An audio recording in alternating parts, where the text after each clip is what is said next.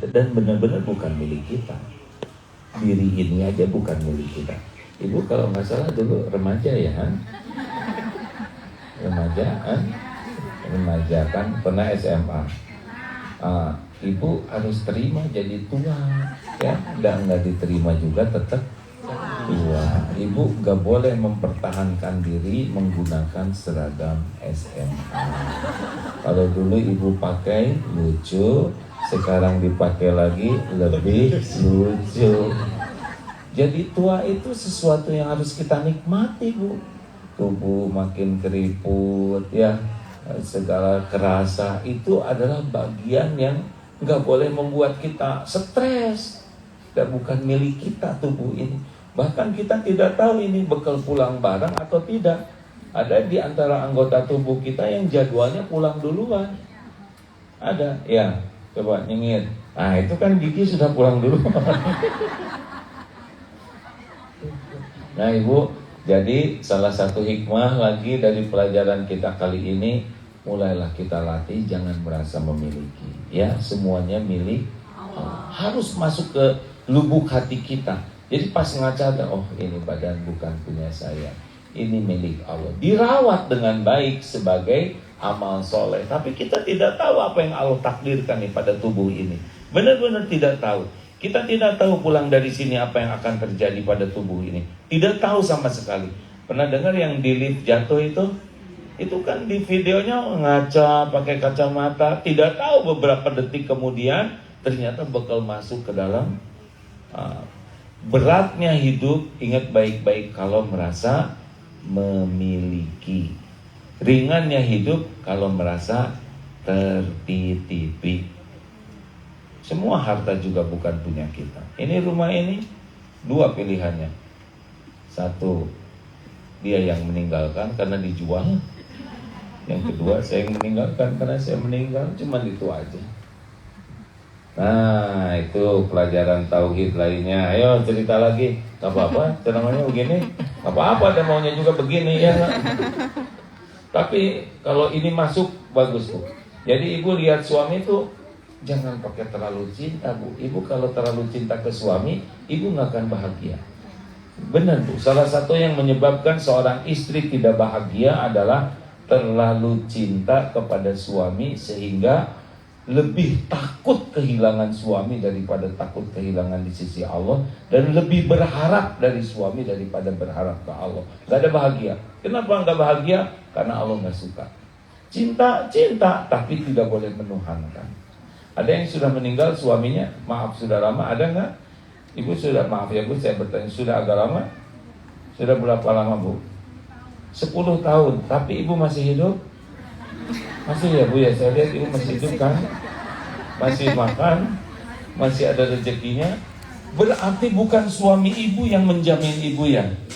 Bukan suami ibu yang bisa menjaga ibu, betul? Kalau suami segala-galanya, suami meninggal, ibu udah gak ada yang bisa nyukupin. Makanya biasa aja. Pendidikan terbaik dari seorang suami ke istrinya adalah dididik supaya istrinya tidak terlalu cinta. Jadi jangan cintai diriku, lebay. Itu sumber penderitaan. Juga suami begitu, gak usah terlalu cinta ke istrinya. Cinta boleh, kalau terlalu itu cenderung menuhankan. Cirinya adalah harap dan takut yang berlebihan. Kenapa jadi pada mikir begini? Gimana, Ustaz? Dengan ucapan barusan? Mantap. Jadi kalau istrinya ngomong, maaf, kok saya nggak begitu cinta padamu. Hah? Cintailah pencipta kita aja. Serius. Yang betul. Tes nanti. Maaf ya. Gak apa-apa. Bahagia itu tidak datang dari suami, tapi bahagia itu kalau istri mencintai Allah lebih dari suami baru bahagia. Kalau mencintai suami lebih daripada ke Allah, gak akan bahagia. Kenapa? Karena yang menentukan bahagia itu Allah, dan Allah yang menanamkan di hati. Baik, nah sekarang apa yang diyakini Ustaz tentang bahagia? Tadi bahagia itu, nah sekarang Ada lagi nggak? Nanti nyampaikan supaya bahagia gimana? Jadi kadang masalah itu Izin ya. iya betul. Silakan diminum Bu, bekalnya masing-masing. Iya, dikiranya kadang ada yang bilang kayak gini ya Bu ya, sok atau sholat turut sama Allah nanti jadi hidupnya nggak ada masalah. Ternyata nggak gitu juga Bu. Dan selagi hidup mah pasti masih ada masalah. Setaat apapun yang kurang taat, apalagi para nabi ya. Tapi masalahnya malah tambah berat. Ya. Terus gimana jadi maksudnya? Jadi kadang masalah itu kadang nyelesainnya nggak usah diapa-apain. Sesederhana kita ganti sudut pandang, selesai urusan. Ya. Kalau misalkan ternyata kayak ini setelah diminum bagi saya mungkin ini masalah karena jadi sampah harus dibuang. Tapi kalau kata pengusaha daur ulang dikumpulin itu. Ya, jadi rezeki buat anak-anak. Bendanya sama, perlakuannya berbeda.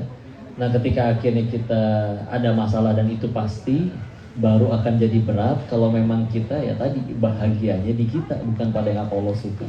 Lebih tepatnya malah terlalu cinta sama dunianya atau bahkan yang mungkin belum pengen surganya Allah.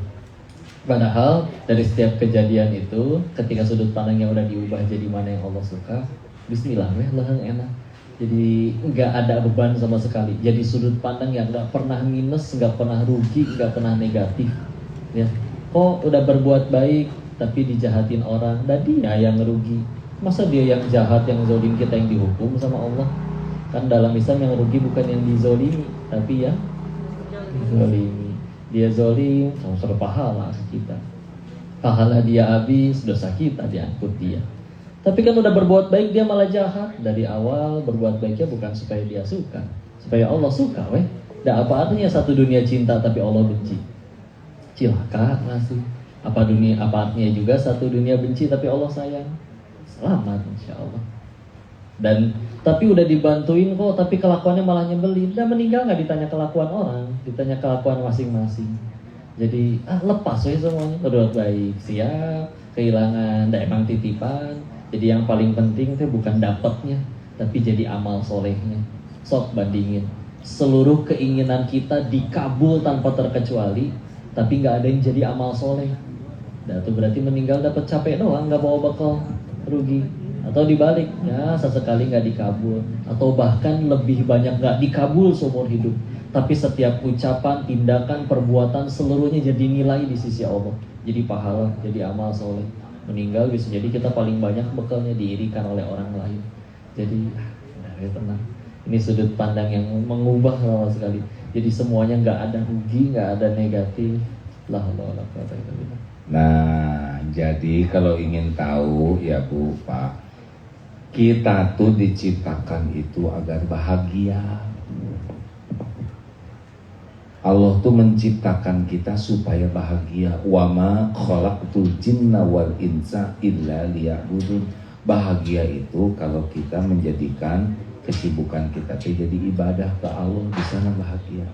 Dalam surat An-Nahl 97, man amila sholihan min dzakarin aw unsa wa huwa mu'min falanuhyiyannahu hayatan thayyibah. Barang siapa yang beramal soleh, baik laki-laki maupun perempuan, dan dia beriman kepada Allah, Allah benar-benar mengaruniakan kepadanya hayatan thayyibah, bahagia, hidup yang baik. Jadi bahagia itu bukan pada harta, gelar, pangkat, jabatan, kedudukan, atau memuaskan nafsu, atau penampilan. Enggak, itu cuma kasih. Bahagia itu kalau setiap perbuatan kita diniatkan jadi amal soleh. Sederhana bukan? Halo? Syarat amal soleh ada berapa? Berapa? 5 itu Pancasila ya. 2, apa yang pertama? Niatnya ikhlas. Jadi kalau ibu ingin bahagia itu ada pada niat yang ikhlas. Makin ikhlas makin bahagia, kurang ikhlas kurang bahagia, tidak ikhlas tidak bahagia. La ilaha illallah itu ikhlas. Yang kedua syaratnya ittiba. Ittiba itu meniru apa yang dituntunkan Rasulullah Sallallahu Alaihi Wasallam. Jadi kalau ada wah itu dugem, ini korupsi, demi Allah tidak akan bahagia. Karena tidak ada bahagia pada maksiat, tidak ada bahagia pada dosa, tidak ada bahagia pada perbuatan yang Allah tidak suka. Coba ngobrolkan kejelekan orang, Allah suka tidak? Tidak. Kira-kira bahagia tidak yang ngobrol? Gak akan bahagia. Makanya ibu, kalau maaf ya, kalau ngobrol ini udah ketahuan nih si ibu ini hidupnya bahagia atau tidak tuh udah ketahuan. Dari ngobrolnya aja udah ketahuan. Kenapa? Bu, aneh sekali ya.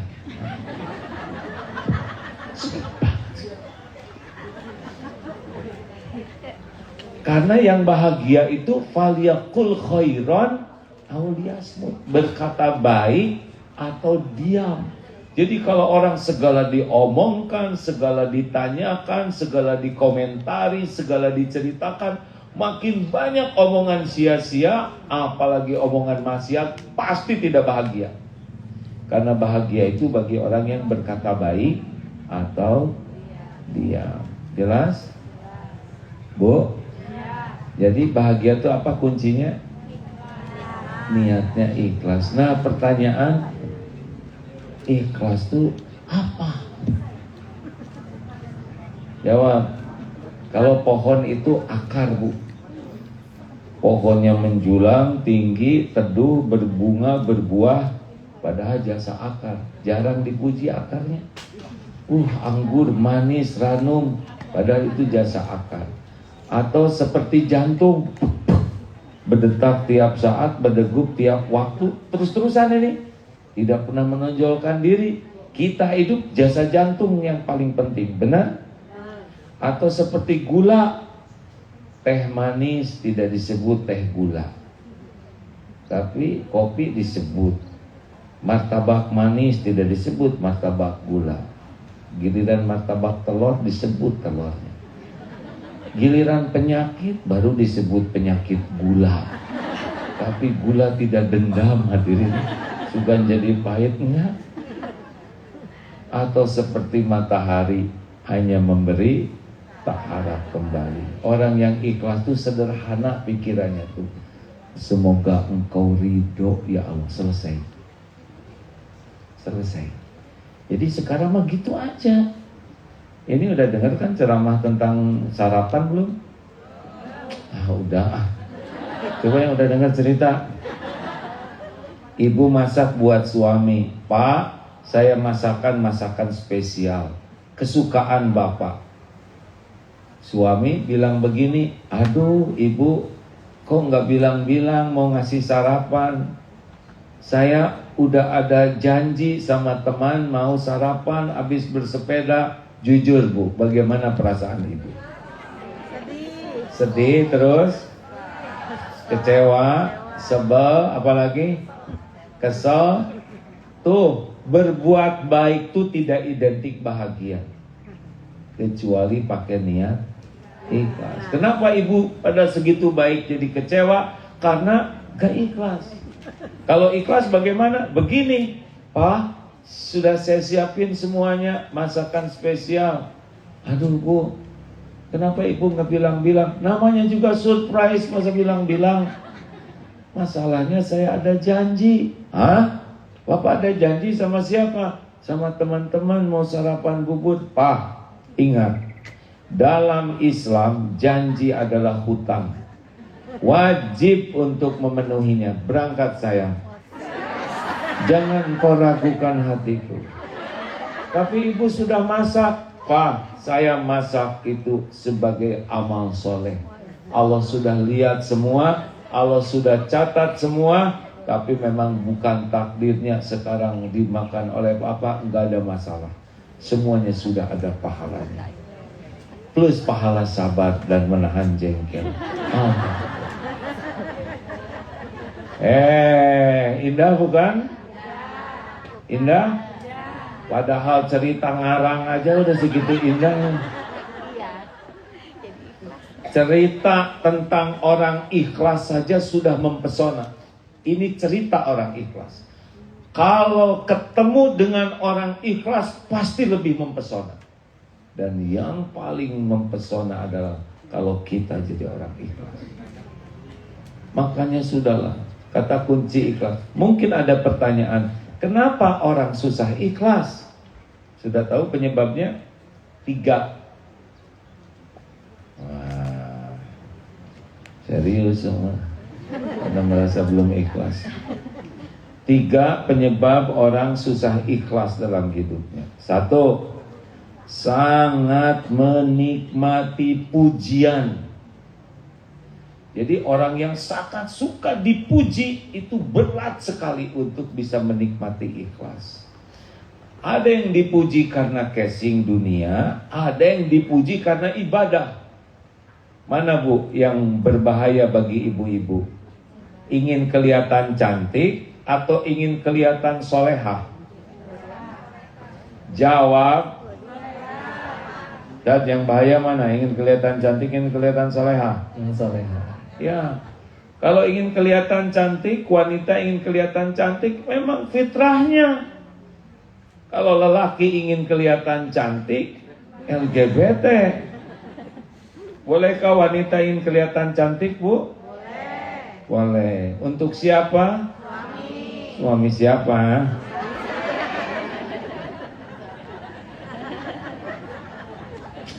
Ibu maaf. Bu, kalau ingin kelihatan solehah, biasanya menampakkan ibadah hak Allah untuk dipuji orang. Ini paling buruk. Nah, kalau orang biasa pengen dipuji, nanti ibadah juga jadi pengen dipuji. Ada yang bisa selamat, tapi banyak yang tidak selamat. Jauh lebih bahaya tuh pujian. 2, kenapa orang susah ikhlas? Karena sangat senang diperlakukan spesial. Ini ujian sekarang, ya. Ustadz itu kan datang, hadirin sudah hadir, duduk spesial. Nanti mau dipersilakan. Itu bagi sebagian orang itu nikmat, Bu. Makanya orang suka sekali punya gelar, punya pangkat, jabatan, popularitas karena diperlakukan spesial. Nah, bagi orang yang sangat suka sekali orang menghormat-hormat, itu sulit ikhlasnya. Tapi gimana? Saya dihormati, ya nggak apa-apa. Yang penting jangan ingin. Tahu caranya? Tahu caranya? Ingat apa yang Allah tahu tentang kita. Kita dihormati orang karena Allah menutupi aib, dosa, kejelekan, dan kekurangan. Kalau dibuka aib kita, tuh lihat yang di berita-berita, ngejungkel seketika, benar? Dan yang ketiga, kenapa orang sulit sekali ikhlas? Karena ngarep-ngarep sesuatu yang ada di tangan orang. Jadi kalau punya saudara kaya, punya teman kaya, itu kita cenderung baiknya tuh baik kurang ikhlas. Kenapa? Supaya ditraktir, supaya diongkosin, supaya barang-barang yang enggak kepakainya dikasihin ke kita. Nah, apa ketawanya menjiwai begini? Kan ada yang menjelang lebaran tuh ngadak-ngadak ramah, ya. Oh, itu teh kurang ikhlas. Apa kabar? Ada itu. Ibu teh makin muda, pengen ditraktir. Jadi hati-hati kalau punya teman yang punya dunia, kita cenderung baik itu apakah baik asli atau baik palsu? Baik agar orang itu ngasih sesuatu. Nah, kalau kita bisa melatih lepas dari pengen dipuji, lepas dari ingin dihormati, dan lepas dari berharap ke makhluk, itu lebih dekat dengan bahagia. Sepanjang kita banyak berharap dari makhluk, ingin dipuji, dihargai, dihormati, dicintai, dibalas budi, sepanjang itu perbuatan baik kita sebetulnya masih susah ikhlasnya. Akibatnya banyak kecewa, banyak jengkel, banyak marah. Kenapa banyak begitu? Karena ngarep-ngarep dari makhluk. Orang ikhlas mah lempeng. Tahu nggak Bu, siapa yang tidak akan bisa ditipu setan? 2. 1, mukhlasin, orang ikhlas. Yang kedua, orang yang tawakal. Orang yang benar-benar hanya bergantung ke Allah, setan susah menipunya. Tanya jawab. Tanya jawab. Harusnya beliau yang ceramah-ceramahnya jadi abah. Oh ya, apa? Tolong sorban dijual.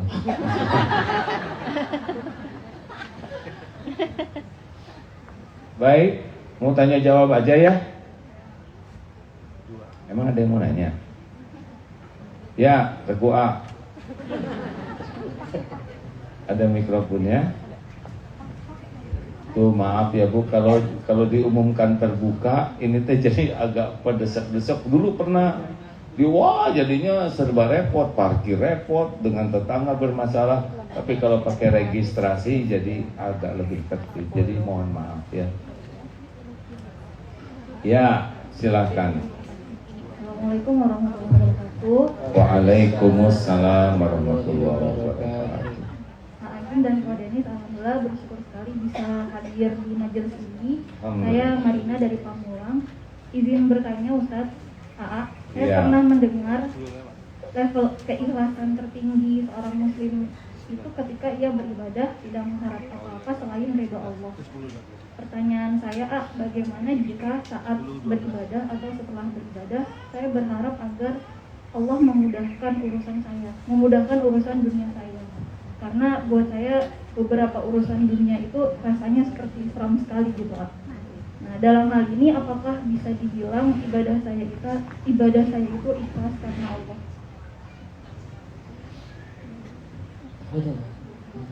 Jadi ikhlas itu perjalanan panjang sekali Bu, sampai akhir hayat. Terus nanti makin naik kualitas keikhlasan. Ada yang beramal karena ingin dunia, sepanjang yakin yang ngasihnya adalah Allah, itu ikhlas. Ya Bu.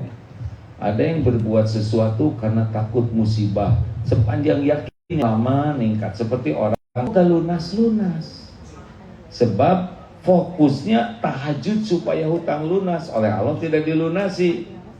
Karena harusnya tahajud itu supaya Allah ridho, kemudian di antara tahajud doa supaya hutang lunas. Jadi beda, tahajud supaya lunas hutang, tahajud supaya cari ridho Allah, dan di antaranya doa supaya lunas hutang.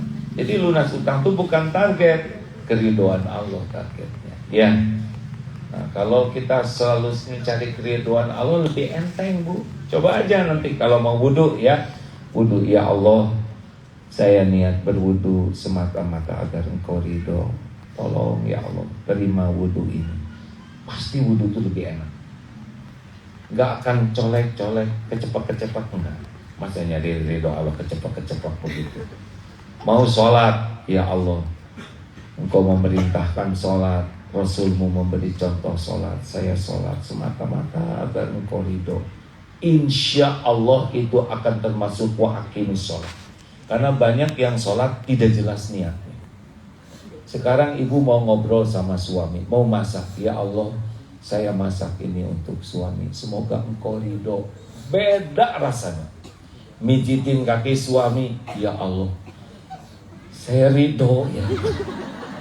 Misal ya, harus dengan niat dulu, termasuk datang ke sini. Ya Allah, saya mencari ilmu, semoga Engkau ridho.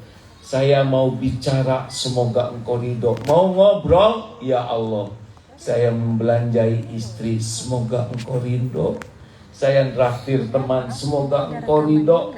Terus di niat itu ditanamkan, beda rasanya, beda demi Allah dibanding dengan yang tidak jelas niatnya.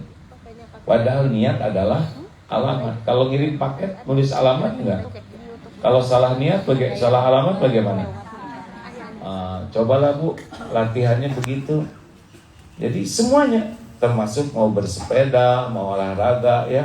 Ya Allah saya bersepeda, semoga Engkau ridho. Ibu kenapa ibu makan? Bu, karena lapar. Sama kucing kami juga ya. Kenapa minum? Haus. Kambing juga begitu. Monyet, maaf ya jangan kesini. Kenapa tidur? Ngantuk. Bagi kita semuanya ibadah. Kenapa makan? Saya niat makan sebagai ibadah, supaya tubuh ini kuat, bisa mengabdi ke Allah. Kenapa tidur?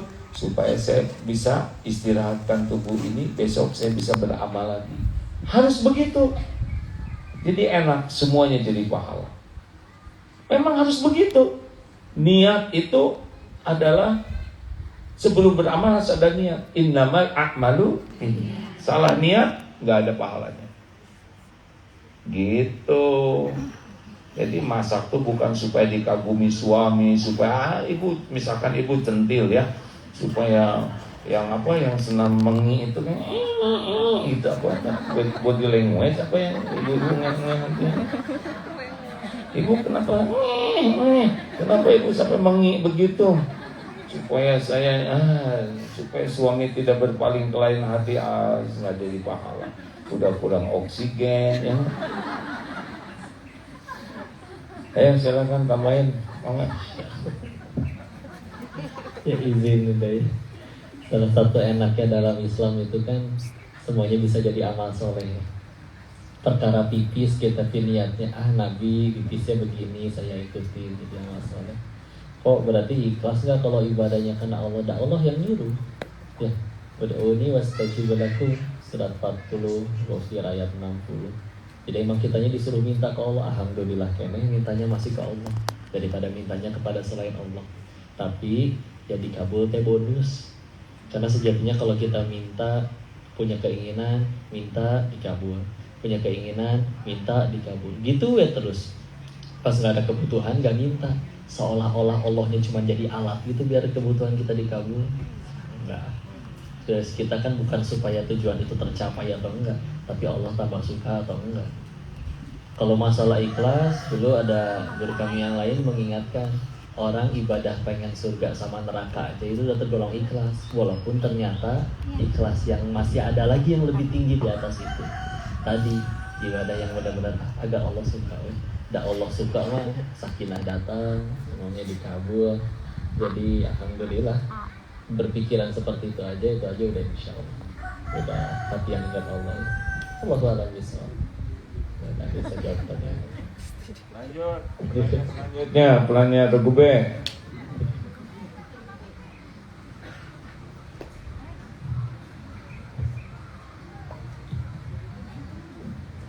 Ini saya sapa dulu nih di Malaysia nonton. Dato, terima kasih.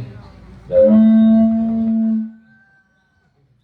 Sri Muhammad sedang nyimak acara ini dari Kuala Lumpur. Terima kasih Dato.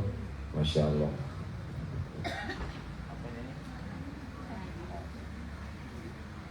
Silakan.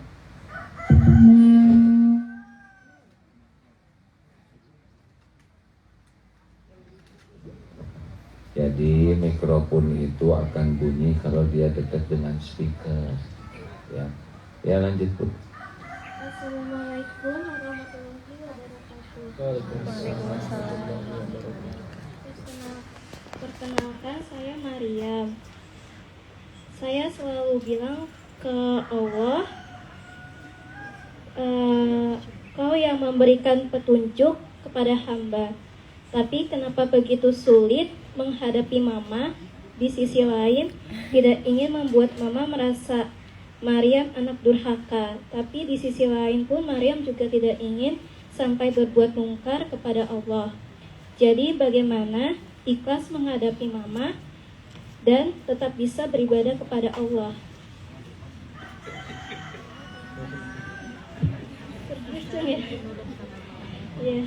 Iya. Jadi saya Mariam, saya selalu bilang ke Allah, ya Allah, Kau yang memberikan petunjuk kepada hamba. Tapi kenapa begitu sulit menghadapi Mama? Di sisi lain, tidak ingin membuat Mama merasa Mariam anak durhaka. Tapi di sisi lain pun, Mariam juga tidak ingin sampai berbuat mungkar kepada Allah. Jadi, bagaimana ikhlas menghadapi Mama dan tetap bisa beribadah kepada Allah? Mamanya yang mana? Kenapa mamanya? Mamanya ada di rumah, dia Belum Islam. belum Islam. Oh. Iya. Iya ya, mengerti nggak sih? Oke. Jadi begini Maryam,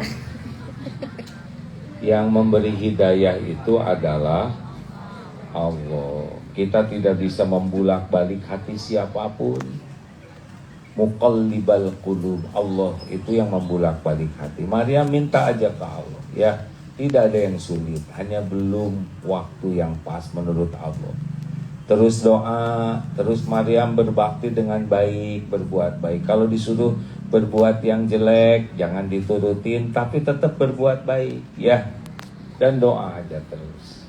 Allah melihat apapun yang Maryam lakukan. Allah tahu apa yang ada dalam pikiran dan hati Maryam. Allah tahu Maryam sangat ingin ibunya dapat hidayah, tapi Allah punya rencana yang lebih baik, ya. Terus berbaik sangka kepada Allah, terus jadi anak yang solehah, walaupun agama berbeda, jangan berkurang berbuat baik. Yang jangan itu kalau memerintahkan buruk jangan dituruti, tapi tetap dengan sikap yang baik, ya. Begitu? Iya, makasih. Udah kan? Iya. Iya. Bagaimana? Baik, bismillah. Kalau bicaranya orang tua mah udah nggak bisa bicara hak dan kewajiban lagi, tapi bicaranya itu pintu gerbang surga kita yang paling tengah, gitu ya. Bahkan kalau orang tua bicara, nak 1 tambah 1 itu 5 loh. Iya, iya.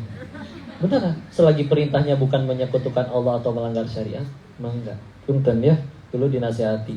Kalau misalkan ada anak kecil dari lahir, mohon maaf dibuang ke tempat sampah, terus 30 tahun kemudian si anak jadi konglomerat, si ibunya tiba-tiba datang, nah aku ibumu, minta duit dong. Menurut Islam kasih jangan? Kasih. Kok tapi dia jahat? Ada hitungannya di sisi Allah. Kita berbuat baik bukan supaya dia suka, Allah suka. Dan sampai Nabi pernah bersabda yang artinya sungguh hina, sungguh hina, sungguh hina. Siapa wahai Rasulullah? Orang yang mendapati orang tuanya berada dalam kepengasuhannya, lalu anak ini gagal ke surga. Dalam artian maksudnya, saking gedenya pahala bersabar ngadepin orang tua, terus ini anak dapat pahala tersebut tuh karena ibunya milih untuk tinggal dengannya dibanding anak-anak yang lain. Terus ini orang gagal ke surga, bahasa kita nyamah, kamu ngapain aja. Jadi yang kalau misal baru akan berat kalau kita mikirin, kok si ibu begini sih. Tapi kalau udah mandangnya, oh ini pintu surga saya yang paling tengah. Gara-gara ini aku bisa gampang tambah gampang ke surganya Allah dibandingkan orang lain. Bismillah, Masya Allah. Masya Allah, gitu ya. Udahlah nggak usah serba hitung-hitungan sama orang tua, jebret-jebret aja. Orang tua juga ke kita nggak hitung-hitungan. Yang kedua nggak usah hitung-hitungan kalau mau sedekah, ya. Sok atau mau sedekah, sudah waktunya sedekah belum? Ya, silakan. Ibu-ibu sambil kita lipat gandakan kebaikan. Kalau orang mau berjumpa Rasulullah juga disunahkan bersedekah. Kita juga dapat ilmu, mudah-mudahan bisa sedekah. Silakan sambil bersedekah sambil bertanya lagi.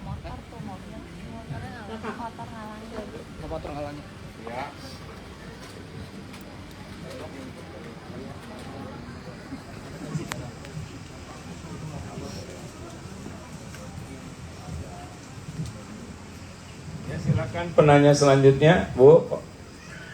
Bismillahirrahmanirrahim. Assalamualaikum warahmatullahi wabarakatuh. Iya. Terima kasih kesempatannya kepada panitia. Terima kasih juga kepada Dr. Denis.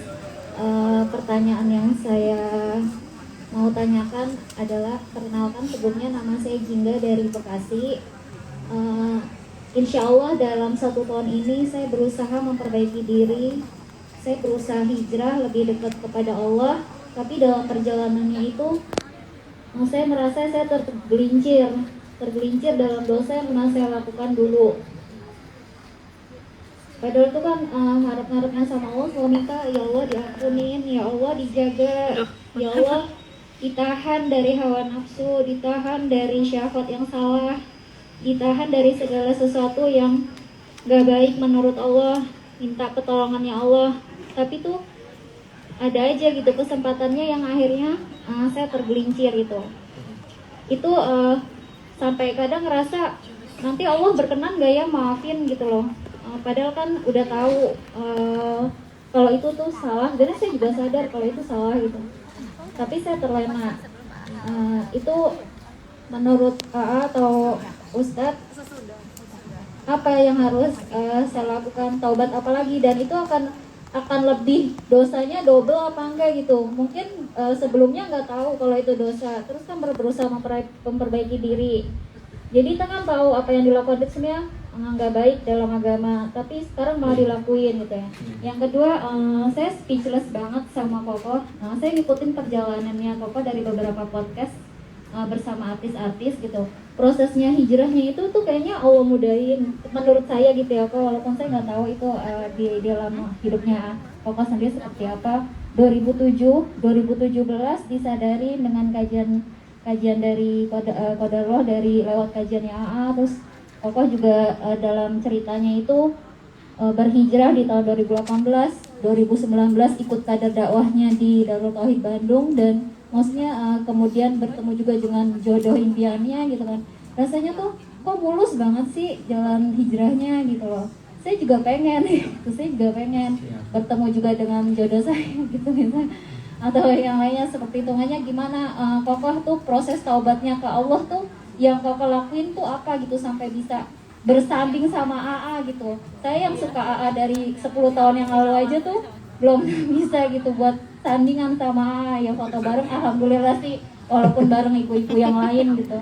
Terus sekarang Kokoh tuh ya Allah bisa sejajaran sama gurunya kan, Masya Allah banget gitu kan. Ya Allah iya gitu ya. Terima kasih kesempatannya. Assalamualaikum warahmatullahi wabarakatuh. Waalaikumsalam. Mana yang nanya teh? Oh, iya. Bismillah ya, aslinya mas saya gak layak, tapi izin ini di menggantikan dia ikut jawab aja. Bismillah ya. Kalau kita punya dosa, meskipun itu berulang lagi, kalaupun ya itu dosanya pun berkali-kali lipat lebih besar daripada dosa yang pertama. Kalau yang pertama kan nggak tahu, yang kedua udah tahu tapi tetap ngelakuin.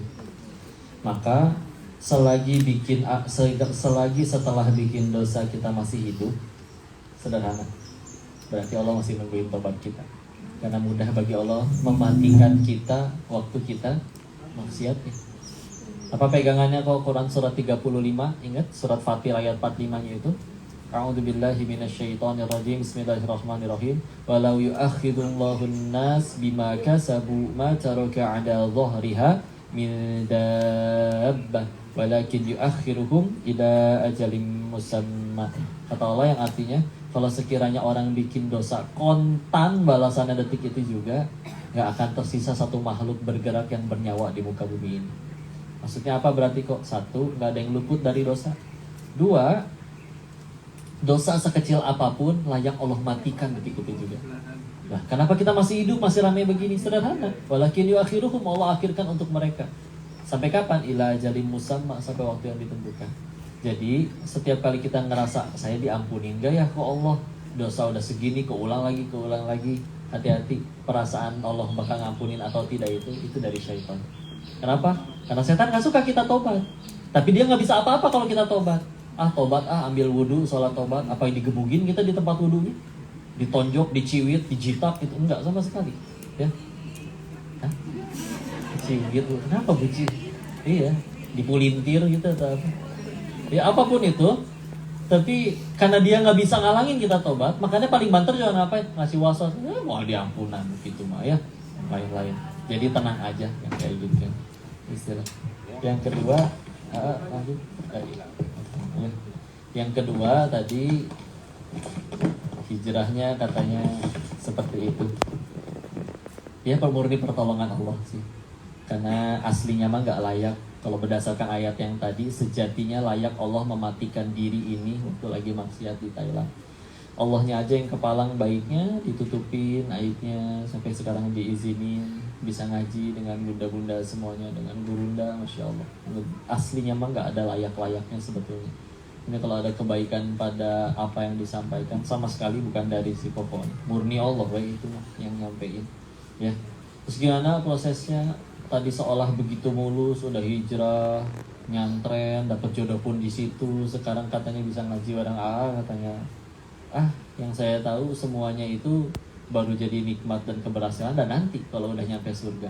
Ini kayak gini nih, malah bisa jadi musibah bagi saya. Kalau ngerasa sekarang udah bisa sejajar dengan enggak, ya sukses mah bukan kalau masuk TV atau sejajar dengan nyampe surga, udah. Ya. Kalau misalkan berarti semuanya aslinya apa? Ujian. Kapan jadi nikmat? Kalau bisa jadi jalan tambah dekat kepada Allah.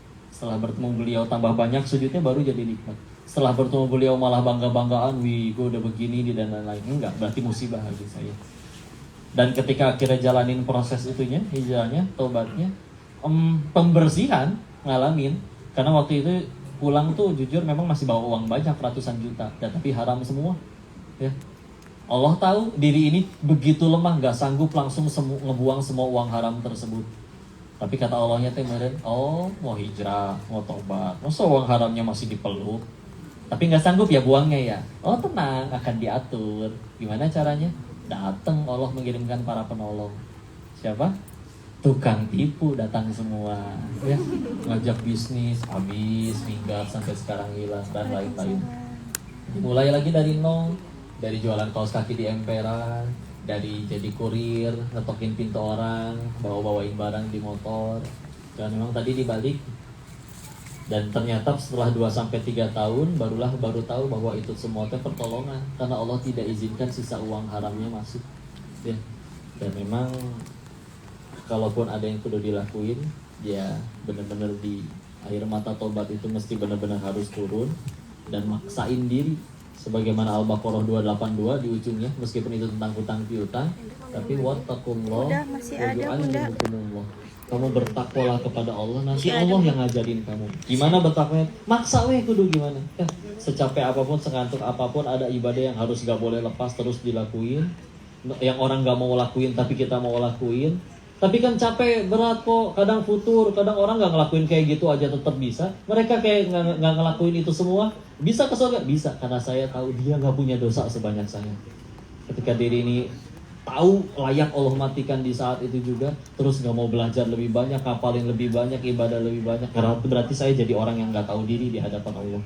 Dorong lagi, paksain lagi, selagi masih bisa, insya Allah masih hidup, masih ada usianya, udah paksain.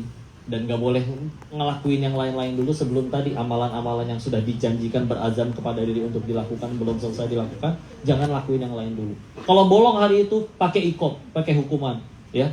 Misalkan janjinya pengen baca sehari 1 juz, di hari itu nggak selesai 1 juz, besok harus 2 juz, harus ada hukumannya.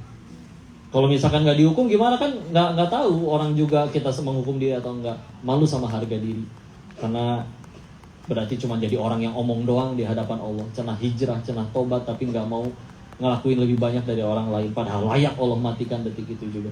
Jadi terus saya udah minta tolong ke Allah, nanti hasilnya ini ujian, syukur, bangga, berbahagia banget bisa ketemu Gurunda, tapi sekali lagi baru jadi kebaikan kalau diri ini tambah nunduk sama Allah, bisa tambah dekat ke surganya Allah. Mohon doanya bisa jadi anti yang lebih mulia daripada diri ini, insyaallah. Ya, jadi semuanya itu ujian. Yang lulus itu yang makin bersih hatinya. Kalau dalilnya Asy-Syu'ara 88-89, yauma la yanfa'u malu wala banun illa man atallaha biqalbin salim. Ingat, hari tiada manfaat harta dan anak-anak kecuali orang yang berjumpa dengan Allah dengan hati yang bersih. Jadi gini-ginian sama, saya juga diuji ya, apakah menjadi merasa lebih senior, lebih berjasa. Yang paling penting mah kalau pengen lulus, udah berhentilah dari sibuk pengen penilaian makhluk gitu, capek. Tapi kemarin menarik itu, ada seorang dari Darut Tauhid, asalnya badannya agak lebih timbangannya. Hati-hati sekali saya milih kata-kata ini ya. Tes, ini suaranya boleh besarkan sedikit kan? Agak lebih berat badannya. Alhamdulillah berhasil turun 12 kilo. Kata orang, tong begang ting, jangan terlalu kurus loh, nanti eot. Apa kata beliau? Bagus sekali jawabannya tuh. Kata dokter, kalau mau sehat, jangan sibuk memikirkan penilaian orang. Wah, biasa ini kata-kata ini, sepatah kata. Kan ada yang, jangan terlalu kurus, bisi peot misalnya. Demi penilaian orang sampai penyakitan. Hanya demi sehat saja, jangan pusing dengan penilaian orang. Apalagi demi sehatnya hati. Tadi sehat badan aja, udah gak apa-apa. Dianggap kurus juga, yang paling penting badannya pas, timbangannya proporsional. Jangan pikirkan penilaian orang. Apalagi kalau mau sehat hati, karena yang bikin hati menderita tuh sibuk dengan penilaian orang.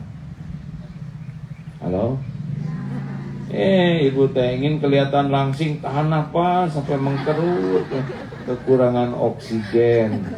Ingin kelihatan jangkung, jengket terus sehingga sampai jempol bengkak. Ingin kelihatan putih, direndam pakai soklin. Jadi panu, just the way you are. Ibu tahu artinya just the way you are? Apa? Dilarang parkir. Jangan banyak ngomong. Baik, terakhir, ada penelpon terakhir? Bismillahirrahmanirrahim. Assalamualaikum warahmatullahi wabarakatuh. Saya ibu warga. Hari ini alhamdulillah banget saya bersyukur bisa ketemu dengan AA. Yang mana Bu Wardah tuh yang mana? Yang nanya di mana nih? Nggak jelas. Ada, jasadnya ada. Oh, alhamdulillah. Ya Bu. Alhamdulillah bisa ketemu dengan AA dan bisa ketemu dengan Ko Denis. Yang menjadi pertanyaan saya ini termasuk orang yang percaya ya, bahwa ketika hidayah Allah datang itu pasti ada satu kebaikan yang kita lakukan sehingga Allah memberikan hadiah hidayah buat kita. Nah ini khususnya untuk Ko Denis. Ko Denis ini seperti udah seumuran anak saya ya, cuman dia udah nikah. Kalau enggak jadi mantu udah ideal banget ya. Aduh, benar-benar. Ada istri saya loh. Ya nggak apa-apa ya Dek. Nggak apa-apa ya Dek. Untuk anak ibu atau untuk ibu? Berondong. ya.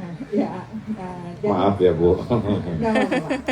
Jadi yang menjadi pertanyaan saya, Ko Denis ini kan sudah dalam kondisi titik terendah dalam kehidupannya, yaitu yang di Thailand itu ya Ko Denis ya.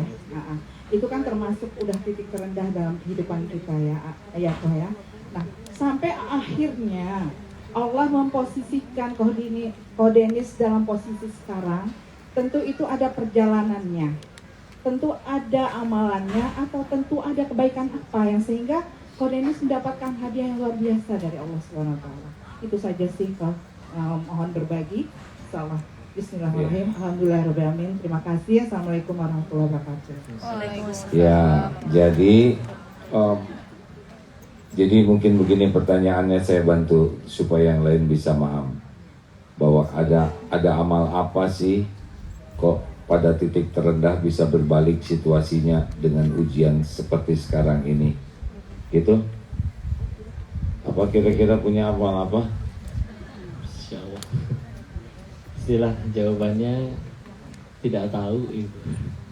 Karena kalaupun ada yang dilakukan, sama sekali tidak punya keberanian untuk mengaku bahwa itu amalan yang tahu. Masa ya diterima dan nggak tahu. Nabi Adam alaihissalam diusir dari surga gara-gara dosanya satu. Masa sayanya yang dosanya lebih dari satu nggak berani kepedean.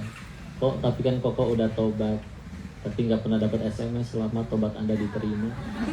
Kok pasti ada yang dilakukan? Iya ada yang dilakuin mah, tapi nggak berani bilang yang itu diterima Allah sampai jadi kayak gini. Punten, bahkan bisa jadi kayak gini.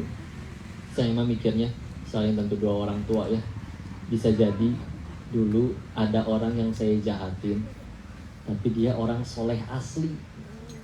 Jadi malah dia doain kebaikan bagi orang yang jahatin dia. Allah pengen dia dapat pahala jariah meskipun lagi tidur. Jadi bocah ini dibikin kayak begini sehingga mungkin jadi pahala jariah bagi beliau.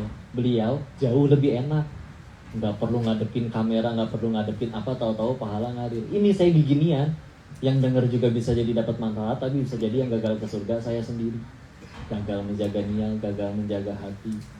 Ditanya apa amalannya, ngelakuin mah ngelakuin, beramal lah beramal, tapi nggak tahu yang mana yang keterima, jadi nggak berani jawab. Apalagi kalau sampai ngejawab, punten ngejawab terus ngerasa itu amalanku yang bikin aku begini, kayak gini juga belum tentu jadi pahala. Jadi punten saya nggak berani jawab, nggak tahu. Mungkin dulu saya pernah jahatin orang dan ada orang soleh yang malah mendoakan saya. Wallahu a'lam. Masya Allah. Gini Bu, di dalam kitab Al-Hikam, salah satu ciri amalan yang paling besar pahalanya di sisi Allah adalah ketika orang itu tidak merasa beramal. Jadi ini amalan kecil tidak ada. Nah boleh jadi yang kita merasa nggak ada apa-apanya itu yang besar. Tapi kalau kita merasa ini adalah perjuangan saya, ini pengorbanan saya, ini amalan saya, justru itu yang kecil dan mungkin tidak diterima oleh Allah. Karena dia merasa dirinya yang berbuat. Padahal kan tidak ada satupun kebaikan yang kita lakukan kecuali hidayah taufik Allah. Kemudian kita ngaku-ngaku, hilang sudah pahalanya. Nah gimana kalau kita ada yang nyakitin? Sangat besar kemungkinan kita bisa begini. Biasanya kalau umroh tuh, Bapak Ibu ini umroh ya, kan umroh yang bagusnya gitu ya, atau ONH plusnya. Ini sudah hafal Quran semuanya? Belum. Oh ini nggak ada yang hafal Quran? Nggak. Atau sholatnya ahli tahajud? Nggak. Ini ahli enggak. Jadi kenapa Bapak Ibu umroh dan haji? Hafal Quran? Enggak, ini enggak. Banyak dosa? Banyak. Oh jangan-jangan karena banyak dosa. Sangat boleh jadi Bapak Ibu didoakan oleh orang lain. Bahkan orang yang menyakiti kita, kita doakan kebaikan. Enak kalau orang yang kita doakan jadi baik, kita kebagian pahalanya. Daripada ngedoakan jelek, misalkan dia nipu, kita doakan. Atau dia punya utang ke kita, nggak bayar-bayar, sing mencret. Atau dia habis uang yang dipakai bayar ke rumah sakit, nggak lunas-lunas. Doain aja sing kaya, oh nggak mau dong, nanti dia lebih kaya dari saya, dasar pelit ya nggak? Doa aja, doakan aja yang baik. Nanti kalau dia jadi baik, nanti pahalanya ngalir kepada kita. Jangan ragu-ragu. Dan doanya itu harus sembunyi-sembunyi. Kalau doa diumumkan, biasanya jadi kurang mustajabnya. Demikian hadirin, saya itu pembawa acara nggak jadi paling capek hadirin. Tidak boleh mengeluh ya. Kalau mengeluh hilang pahalanya. Abah mau udahan capek ampun nih. Silakan kok sempurnakan ini ya, karena sebetulnya saya pembawa acara yang minta doanya. Doa apa yang paling bagus? Doa ampunan dan istiqomah. Tapi ya cerita mau ngasih nasihat terbuka boleh? Sebetulnya lebih enak jadi orang yang tidak dikenal orang lain. Jadi orang biasa-biasa. Kita datang orang gak ada yang menghormati, kita pergi orang tidak kehilangan, lebih aman itu. Diuji dengan popularitas, itu nafsu itu suka dengan dipuji, dikagumi, dihormati. Itu jauh lebih bahaya, jauh lebih bahaya.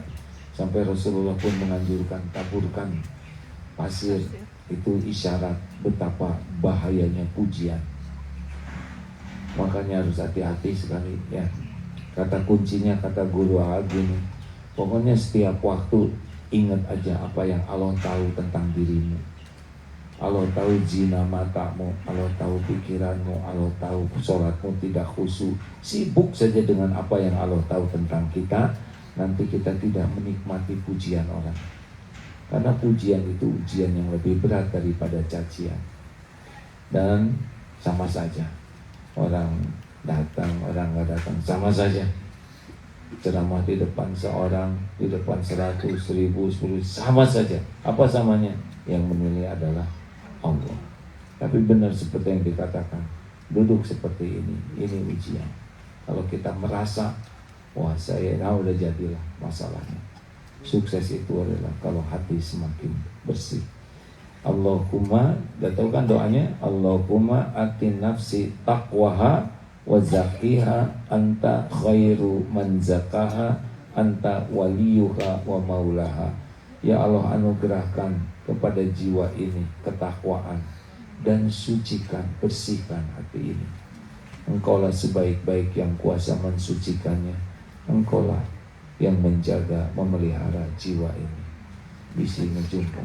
Dan doa lainnya, ya muqallibal qulub tsabbit qalbi ala dinik. Wahai yang membulak-balik hati, tetapkan hati ini dalam agamamu. Mudah-mudahan karena usia beliau separuh dari Abah, separuh dari saya nih. Saya 62, 61. Berapa tadi? 31. Kalau saya dulu 31 kayak gini masih muda, sekarang hati-hati bro. Saya cucu sudah 17 sekarang. Udah nggak usah gitu, biasa aja. Doakan ya, kalau lihat ulama, ustadz, penceramah, doakan karena ujiannya berat. Percayalah ujiannya berat. Doakan supaya betul-betul bisa menjaga hati, bisa tetap merunduk, istiqomah, dan bisa husnul khotimah. Amin. Ya Allah. Karena saya udah, itu tidak ada pertanyaan yang lain kan? Tidak ada kan? Tidak ada kan? Masih ada nggak? Kalau nggak, udahan nih ah. Jangan gimana sih, udah nggak kuat Pak. Ada lagi nggak? Terakhir. Oh, silakan ada pesan-pesan terakhir sebelum meninggalkan acara yang fana ini. Pengen minta doa Kak, minta nasihat terus. Ya, nasihat dari AA mah, nasihat kata guru begini, AA jangan pernah merasa lebih dari orang lain, maksimal merasa sama dengan orang lain. Tapi yang benar kalau jadi ulama selalu merasa di bawah orang lain. Jangan melihat diri kita lebih tinggi dari orang lain. Lihatlah setiap orang itu pasti punya kelebihan. Mungkin orang itu lebih banyak berbakti ke orang tua. Mungkin orang ini lebih banyak berkorban. Pokoknya lihat orang tuh, mereka posisinya lebih tinggi dari kita. Itu nasihat guru. Karena tidak ada kemuliaan dengan ketakaburan. Wa ma tawaddu'a ahadun lillah illa rafa'ahullah. Tiadalah orang yang rendah hati karena Allah kecuali Allah mengangkat derajatnya. Al-Fatihah. A'udzu billahi minasyaitonir rajim. Bismillahirrahmanirrahim. Alhamdulillahi rabbil alamin. Ar-Rahmanir Rahim. Maliki yaumiddin. Iyyaka na'budu wa iyyaka nasta'in. Ihdinas siratal mustaqim. Siratal ladzina an'amta 'alaihim ghairil maghdubi 'alaihim waladdallin.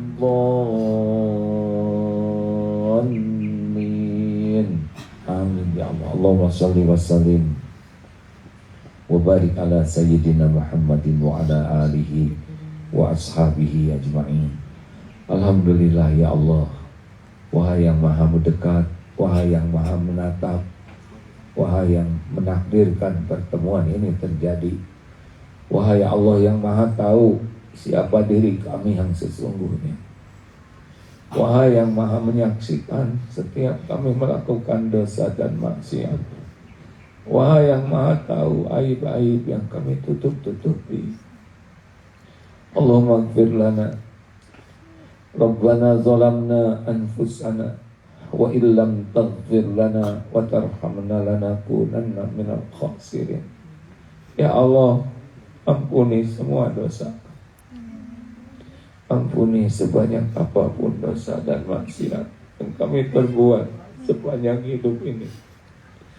Ampuni ya Allah, sehitam, sekelam apapun masa lalu kami. Bersihkan ya Allah dari senista apapun aib-aib yang kami tutup-tutupi. Ampuni dosa yang tidak sengaja. Ampuni maksiat yang sengaja. Ampuni dosa yang sembunyi-sembunyi kami lakukan. Ampuni maksiat yang berulang-ulang, padahal kami tahu itu dosa. Ya Allah, ampuni segala kezaliman kami kepada ibu bapak kami. Allahumma ighfir lana wa li walidina warhamhum kama rabbawna shighara. Ampuni segala perbuatan buruk kami kepada ibu bapak kami. Ampuni ya Allah keburukan akhlak kami kepada keluarga, kepada pendamping hidup kami, kepada anak-anak yang kau titipkan kepada kami. Ampuni ya Allah akhlak buruk kami kepada guru-guru kami, kepada hamba-hamba yang menjadi jalan hidayah dan ilmu. Ampuni segala keburukan kami pada orang-orang yang berbuat baik kepada kami. Allahumma ighfir lana wa li walidina warhamhum kama rabbawna shighara. Ya Allah, ampuni hamba-hambamu yang pernah kami sakiti. Ampuni hamba-hambamu yang pernah hilang menyakiti kami. Ya Rabb, jadikan umur yang tersisa ini benar-benar menjadi ahli taubatan nasuha. Allahumma inna nas'aluka taubatan nasuha wa taubatan qablal maut wa rahmatan 'indal maut wa maghfiratan ba'dal maut. Allahumma hawwin 'alaina fi sakaratil maut. Allahumma inna nas'aluka husnal khatimah wa na'udzubika min su'il khatimah. Ya Allah, jadikan sisa umur ini barokah. Jadikan kami anak yang tahu bakti, tahu balas budi. Jadikan kami menjadi orang tua yang amanah kepada keluarga. Titipkan rumah tangga sakinah. Titipkan hamba-hambamu menjadi anak yang soleh-soleh. Istiqomahkan kami ya Allah. Jangan cabut nikmat iman, nikmat hidayah ini. Rabbana la tuzigh qulubana ba'da idh hadaitana wa hab lana min ladunka rahmah innaka antal wahhab. Allahumma rzuqna istiqamah. Ya Allah, jadikan umur yang tersisa ini Engkau jauhkan dari bala wal fitnah. Engkau cukupi dengan rezeki yang halal barakah. Engkau karuniakan lahir batin sehat walafiat. Dan jadikan kami berkumpul dengan orang-orang yang soleh-soleh. Rabbana atina fid dunya hasanah wa fil akhirati hasanah wa qina azabannar. Subhana rabbika rabbil izzati amma yasifun wa salamun alal mursalin walhamdulillahi rabbil. Alhamdulillah. Ya Allah, Kau ada di sini, jadikan hamba-Mu yang istiqomah. Ya Allah, jagalah hatinya ya Allah. Luaskan ilmunya, teguhkan imannya, muliakan akhlaknya, berkahi keluarga dan keturunannya ya Allah. Wahai yang maha mendengar, kabulkan ya Arhamar Rahimin. Allah pasti mendengarkan. Terima kasih Ibu Bapak yang budiman, panitia Siti Aisyah, terima Majelis Talim Aisyah, terima kasih. Semuanya makasih Ibu Bapak, Ustaz, makasih ya, jazakallah khair, Masya Allah ya, Masya Allah. Mudah-mudahan jadi penerus nanti. Terima kasih Ibu. Assalamualaikum warahmatullahi wabarakatuh. Waalaikumsalam warahmatullahi wabarakatuh.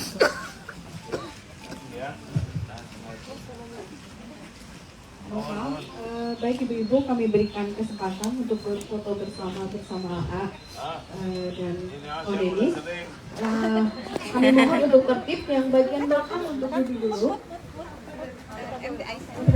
Ya, sebentar ya ibu ya, Bang. Sebentar, berikan kesempatan kepada panitia untuk foto bersama.